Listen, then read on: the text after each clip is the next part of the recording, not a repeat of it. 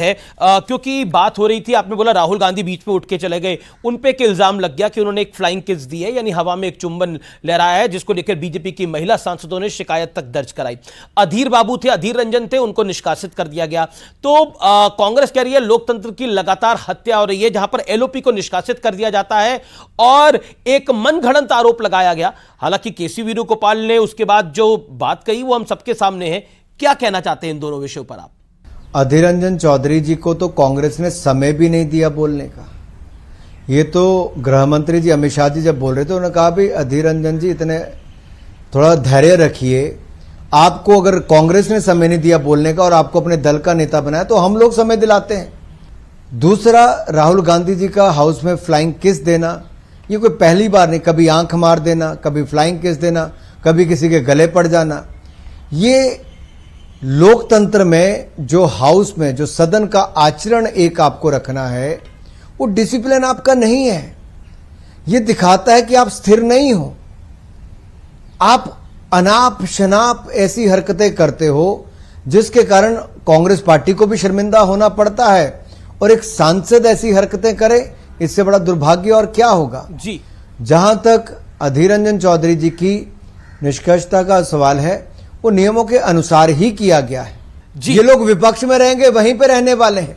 ये मोदी जी के लिए कब्र खोदते रहेंगे, मोदी जी को मौत का सौदागर कहेंगे, कोई सांप कहेगा, कोई बिच्छू कहेगा। नहीं पड़ना हमें इन चीजों में। हमें तो देश को आगे बढ़ाना है, विकास करना है और हम पॉजिटिव एनर्जी के साथ, सकारात्मक सोच के साथ चले कि हमें देश को आगे ले जाना है, विकसित भारत बनाना है, परिवारजनों को 140 ये जो परिवार, ये जो पहली बार भारत शब्द का इस्तेमाल हुआ, ऊर्जा लगानी है, शक्ति लगानी है जी, ये जो पहली बार परिवारजन शब्द का इस्तेमाल हुआ, इसके पीछे संदेश क्या है, मैसेज क्या है? क्योंकि इससे पहले हमने प्रधानमंत्री को प्रधान सेवक कहते हुए सुना है कई बारी, लेकिन ये पहली बार है कि परिवारजन का इस्तेमाल कर रहे हैं। परिवारजन इसलिए कहा कि हम परिवार का हिस्सा हम हैं और हम उनको भी, सारे भारतीयों को परिवार मानते हैं। लेकिन कांग्रेस वाले भारतीयों को, वोटर्स को राक्षस कहते हैं।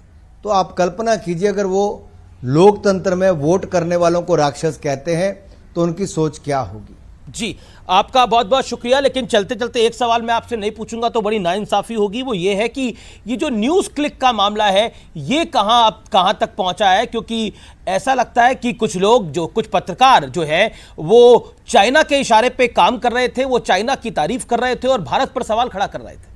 देखिए, न्यूज़ क्लिक का मैं इतना ही कहूंगा कि नेविल रॉय सिंघम ने जो कई ऐसी बॉडीज वहां पे बाहर बनाई जी, जहां पे चाइना की फंडिंग भी ली, अमेरिका में बनाई, चाइना की फंडिंग ली और एक भारत विरोधी एजेंडा के लिए जो कुछ पत्रकार देश में काम करते हैं, जो चीनी एजेंट बन के रूप में, और जो कांग्रेस पार्टी के नेता भी जो इस न्यूज़ क्लिक के समर्थन में, और कम्युनिस्ट पार्टी के नेता और कुछ अन्य विपक्षी दल के नेता जो घमंडिया गठबंधन के सहयोगी हैं, वो इनके साथ इकट्ठे हुए।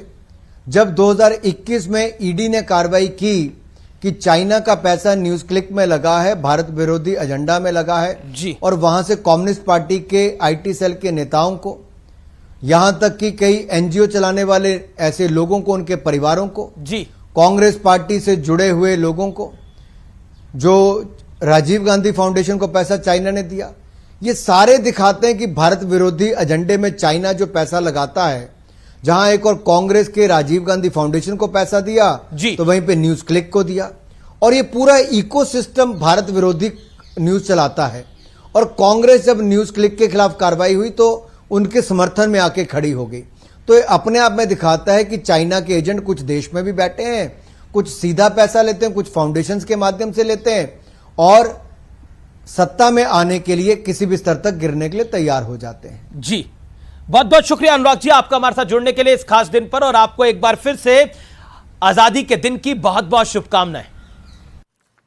तो ये थे पीयूष गोयल स्वतंत्रता दिवस के खास मौके पर। मेरे साथ और कौन कौन, माफ करिए, अनुराग ठाकुर स्वतंत्रता दिवस के मौके पर काफी महत्वपूर्ण बातें कर रहे थे। और मेरे साथ इस समय कौन कौन जुड़ रहा है? मेरे साथ इस समय है संजय निरुपम, कांग्रेस पार्टी के वरिष्ठ नेता प्रवक्ता। मेरे साथ प्रेम शुक्ला है, भारतीय जनता पार्टी के राष्ट्रीय प्रवक्ता। अनुराग भदौरिया है, समाजवादी पार्टी के प्रवक्ता।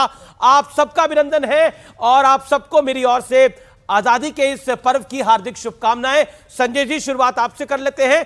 सवाल बहुत बड़ा है। अभी अनुराग ठाकुर थे, उससे पहले पीयूष गोयल थे हमारे साथ, और तमाम लोग, तमाम बीजेपी के नेता ये कह रहे हैं कि